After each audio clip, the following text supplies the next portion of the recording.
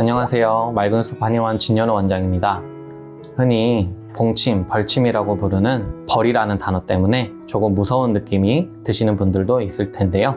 하지만 만성질환을 가지고 계시거나 면역력에 문제가 있거나 관절염 그리고 무엇보다 빠른 치료를 원하시는 분들이라면 복약침을 정말 좋아하십니다. 오늘은 복약침이 무엇인지 성분, 효능, 부작용까지 여러분이 궁금해하실 것들을 하나하나 말씀드려 보겠습니다. 복약침은 꿀벌의 독주머니에 있는 독을 활용합니다. 이 독을 인체의 안전한 용량으로 추출합니다. 일반적인 약침과 마찬가지로 주사기 형태를 사용해서 우리 몸에 주입하게 됩니다. 이런 봉독을 질병을 치료하거나 면역체계 개선을 위해서 활용하게 됩니다. 최근에는 실제로 봉독이 강력한 염증 제거, 항균, 항바이러스, 진통작용이 있다는 것이 과학적으로 입증되었습니다. 뿐만 아니라 면역체계에 작용해서 면역질환도 치료할 수 있다는 것은 이미 유명합니다. 과연 복약침은 성분이 무엇이길래 이렇게 좋은 효과를 내는 것일까요? 복약침의 주성분은 멜리틴이라는 물질입니다. 복약침의 대략 50% 정도가 이 멜리틴으로 이루어져 있습니다. 현재 이 멜리틴이라는 성분이 항생제, 항암제 개발에 사용되고 있는 성분입니다. 면역체계 개선, 면역력 상승, 염증 제거, 통증 완화에 좋은 효과가 있는 성분이기 때문에 여러 연구에 사용되고 있습니다. 또한 복약침에 포함되어 있는 아파민이라는 성분은 신경세포 재생에 효과가 있다는 연구도 있습니다. 복약침에 이러한 성분이 포함되어 있기 때문에 각종 통증, 관절염, 염증, 면역력 개선, 류마티스 등에 사용되곤 합니다. 이런 효과들이 뛰어나지만 부작용이 별로 없다는 것이 장점입니다. 관절염이 심할 때 스테로이드 주사 많이 맞으시잖아요. 불편함이 줄어들긴 하지만 부작용 때문에 자주 맞지는 못한다는 이야기를 들으실 텐데요. 이때 나타나는 부작용은 힘줄이나 인대가 약해질 수 있다는 것입니다. 복약침은 이런 부작용이 없기 때문에 관절염에도 많이 사용하고 난치성 질환에도 빈번하게 사용됩니다.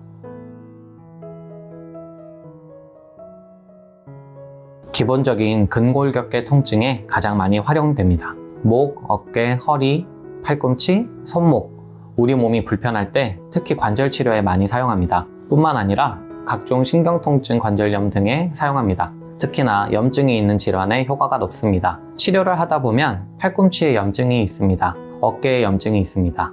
이런 이야기 많이 들으실 것 같은데요. 복약침이 강력한 염증 제거 효과가 있습니다. 이렇게 관절에 염증이 있어서 불편함이 느껴진다면 복약침이 빠르게 염증과 불편감을 해소시켜 줄 수 있습니다. 옛날부터 또 지금까지도 가끔 한의사가 아닌 사람들이 벌을 이용해서 민간요법 시술을 하곤 하는데요. 이런 경우 아나필락시스라고 하는 알레르기 반응이 쉽게 나타날 수 있습니다. 일반 사람들이 민간요법처럼 사용하고 있는 벌침이 왜 위험할까요? 민간요법은 그냥 벌을 잡아서 사용합니다. 그래서 여러 가지 문제들이 있어요. 첫 번째, 용량이 객관적이지 못하다. 두 번째, 위생적이지 못하다. 세 번째, 의료인이 아니다.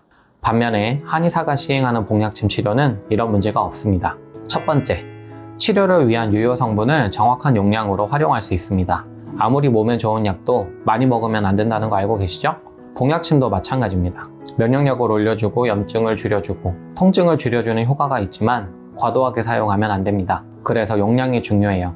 약침 형태로 만들어진 복약침은 사람에 맞는 정확한 용량을 사용할 수가 있습니다. 뿐만 아니라 유효 성분을 추출하는 과정에서 알레르기를 일으킬 수 있는 성분은 제거됩니다. 그래서 더욱 안전하겠죠?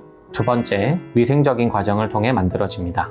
살아있는 벌을 잡아서 바로 쓰는 게 아니라 원예탕전원에서 위생적인 과정을 거쳐서 제조하기 때문입니다. 세 번째, 의료인이 직접 시술합니다. 처음 복약침을 맞으시는 경우에 스킨 테스트를 진행합니다. 벌독에 알레르기가 있는지 없는지 팔에 극소량의 복약침을 주사합니다.